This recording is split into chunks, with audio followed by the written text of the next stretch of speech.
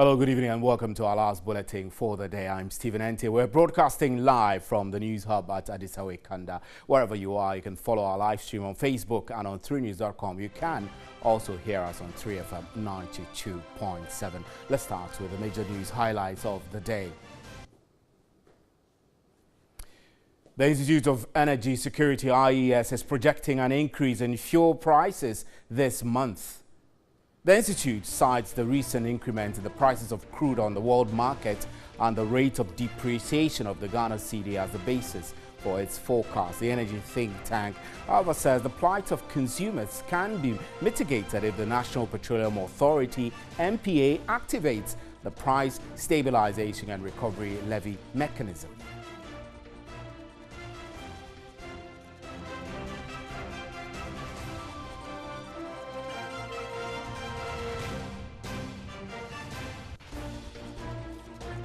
On three labor unions say any decisions by government to increase taxes in the mid-year budget review will further erode the monthly income of workers and their pensions contributions. The National Association of Graduate Teachers, NAGRAT, the Teachers and Education Workers Union, TEWU, and the Civil and Local Government Staff Association, CLOCSAG, are proposing that government rather widens the tax net.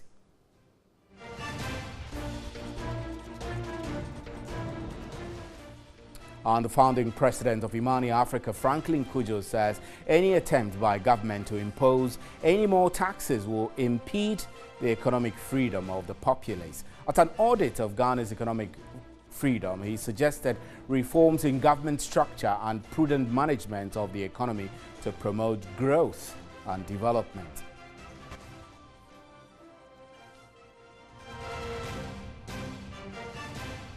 And the youth of the Asogli state in the Volta region are demanding an apology from the chairman of the MPP, Freddie Blay, over a derogatory comment he made about their paramount chief or incur their wrath.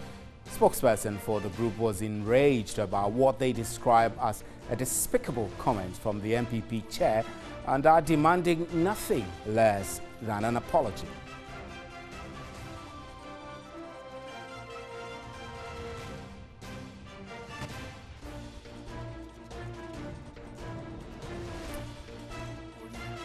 And tonight, fisherfolk in Jamestown have served notice to resist government's closed season directive, calling it a misplaced priority. The fishermen insist the solution to the depleted fish stock is a rigorous campaign against illegal fishing activities.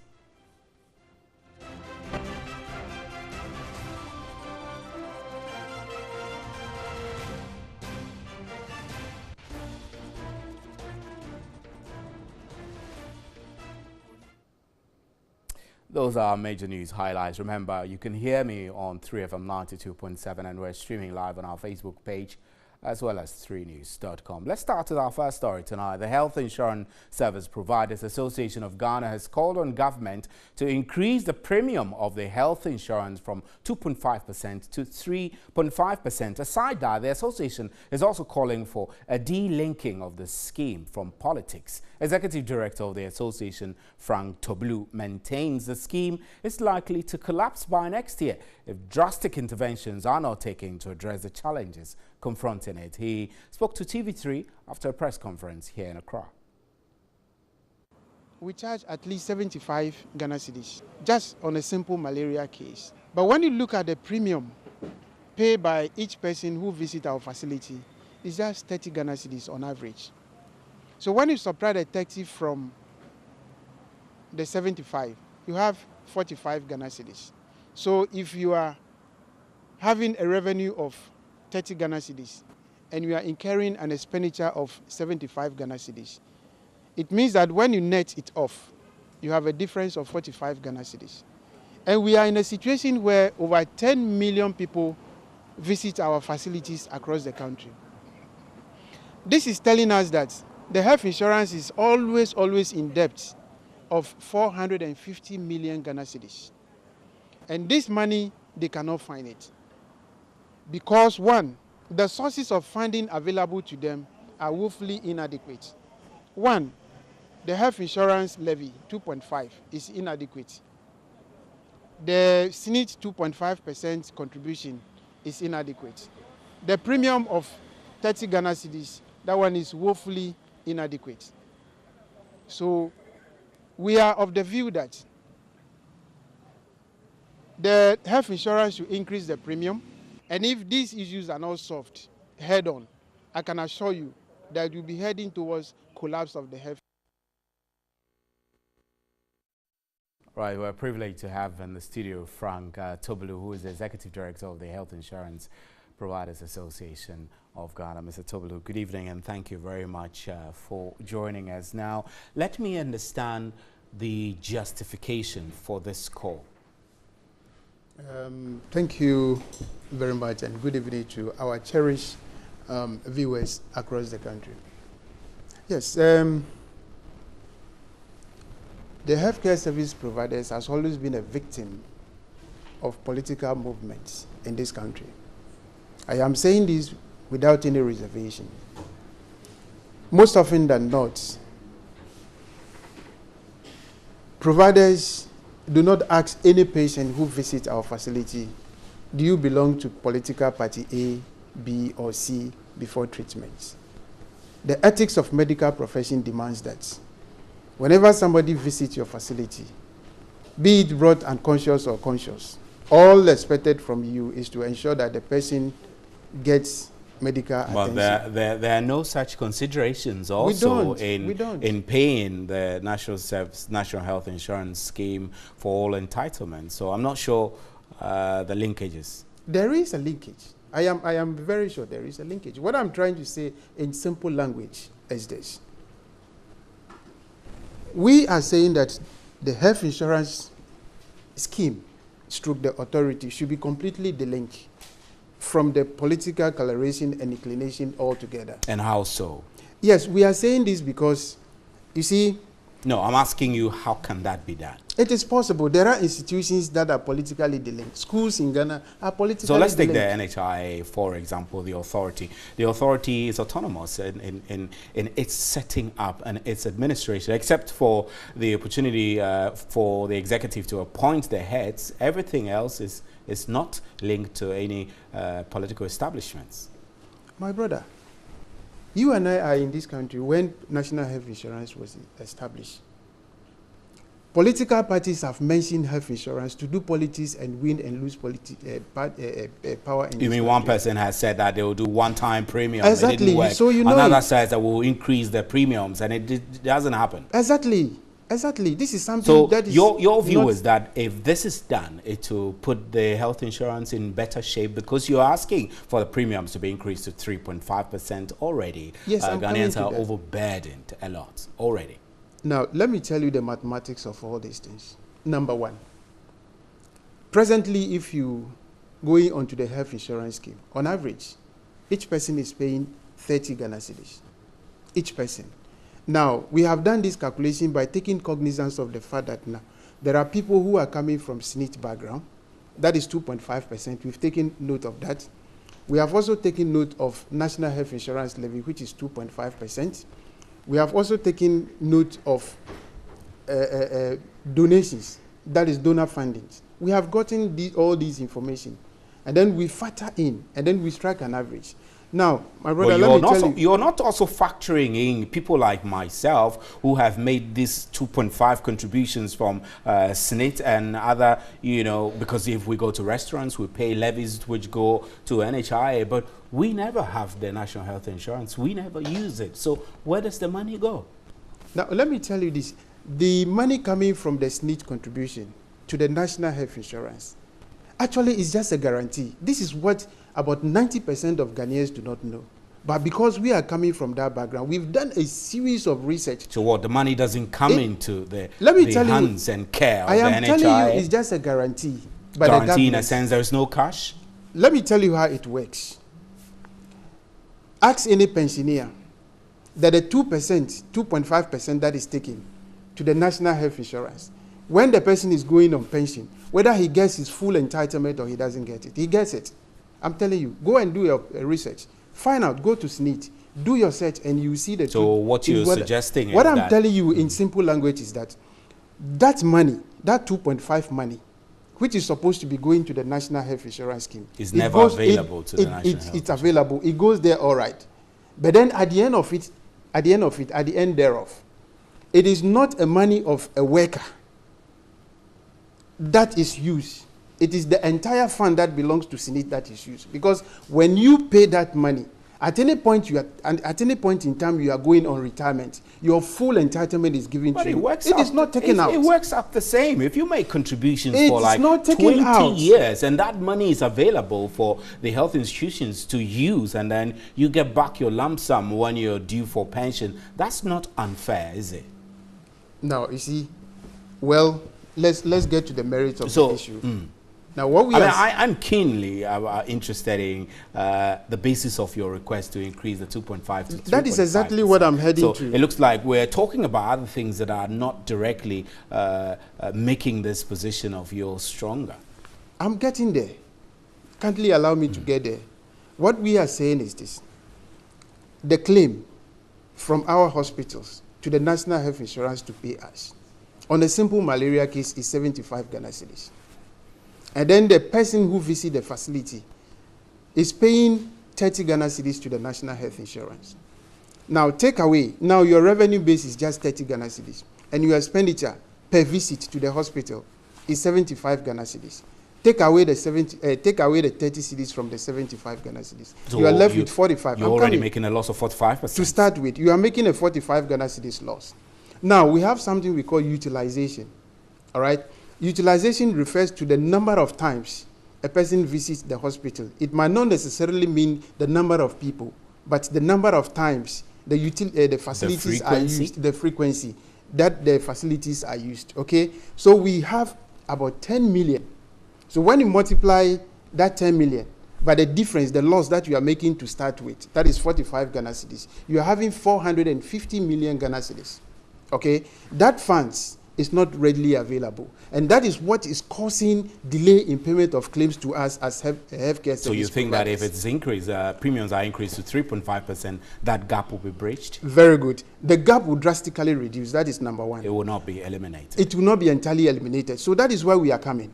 So we are saying that, fine, if you increase your premium at least to 50 Ghana cedis, because right from the inception of National Health Insurance in Ghana, premium has been at 30 cedis since up to today. Okay?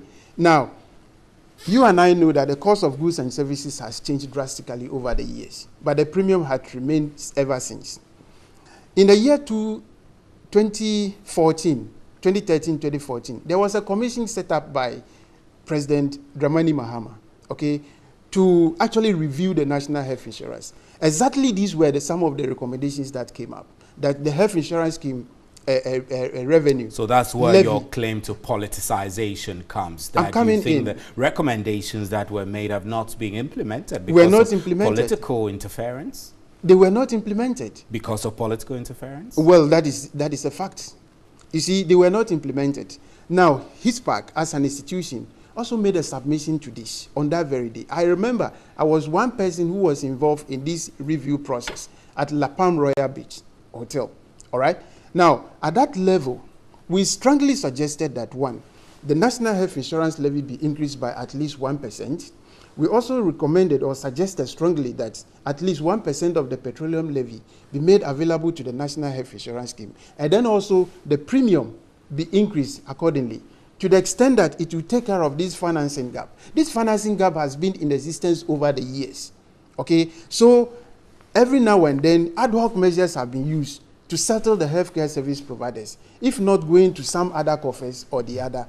These, our health claims are not paid. So we are saying that why not we have an everlasting system of payment? Now, the everlasting payment system of payment would have to do with adequacy of funds. And we are saying that, one, if you increase the premium up to 50 Ghana cedis, okay, that will be sufficient. Then two, you give us at least 1% of the national levy, that is health insurance levy, moving it from 2.5% to 3.5% will be good enough. And then you add up the petroleum levy, and I can assure you.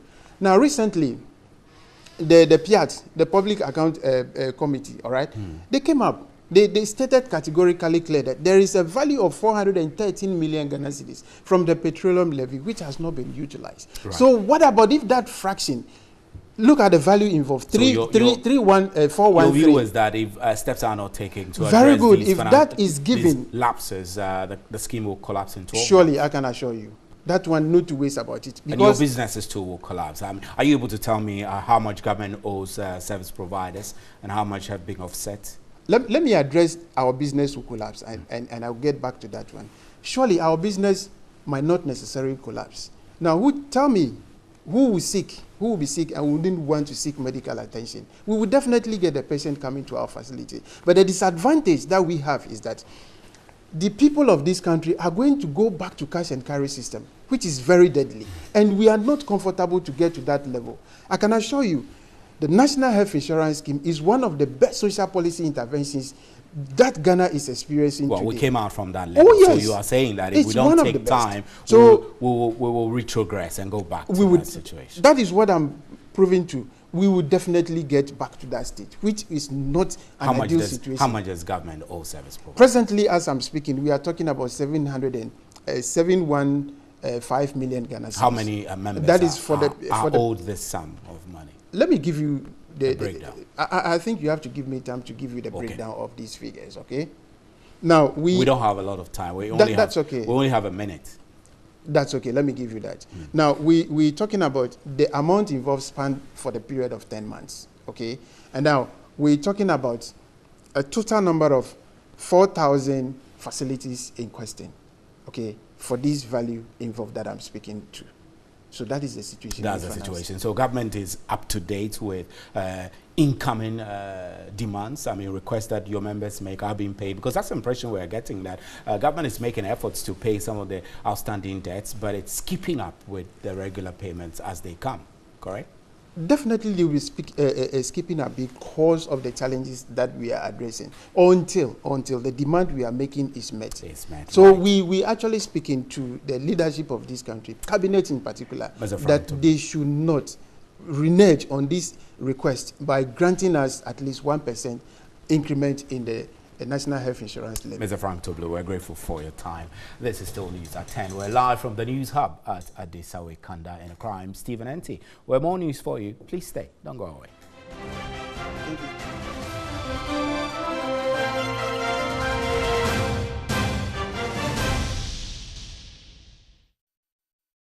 Welcome back. Now, founding president of Imani Africa, Franklin Kujo, says any attempt by government to impose any more taxes will impede the economic freedom of the populace. At an audit of Ghana's economic freedom, he suggested reforms in government structure and prudent management of the economy to promote growth and development. Ghana ranked 103rd out of the 159 nations on the Economic Freedom of the World Index. This follows a measurement of the country's size of government and taxation, its legal systems, gender disparity, trade regulations, as well as business and labor regulations. According to the index, in the early 2000s, Ghana had a great purse in economic freedom, which contributed to its growth. Unfortunately, due to certain fundamentals adopted by various governments, the growth is retarding. Size of government, for instance, has declined. There have been some setbacks in regulation. So a full frontal press is needed to move ahead. All the areas that haven't declined also haven't increased. So pushing ahead in all areas is important. On the size of government and taxation, Imani Ghana said it would be wrong on government's part to introduce and increase taxes. We should not allow this government to increase any tax in order to support free SHS, because they were warned and advised that there were people who could pay for their own wards, and that the best thing to do was to do means testing and identify those who can pay, so that they'll free resources in order to invest in other areas of education. It will be very, very gravely wrong for the government to introduce any form of additional taxes at all, especially to feed its insatiable expansionist agenda of one district, one factory. It doesn't make sense to put a factory in every district. Franklin Kujo further lamented on some of government exemptions giving out to companies.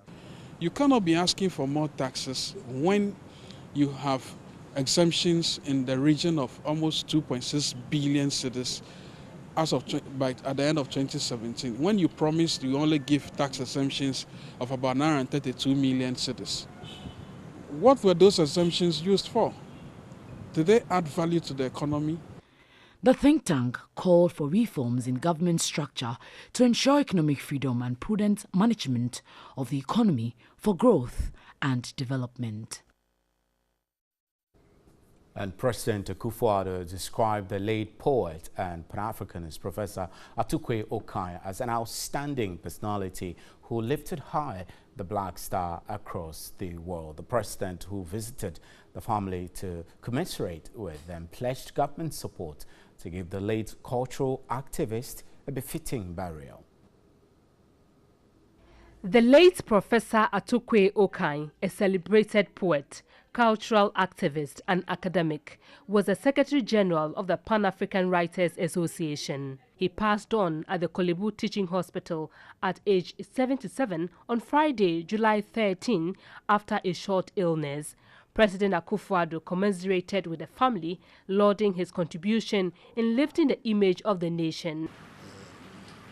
He's a big Ghanaian. Our nation will miss him. The continent will miss him because he had a reach that was beyond Ghana.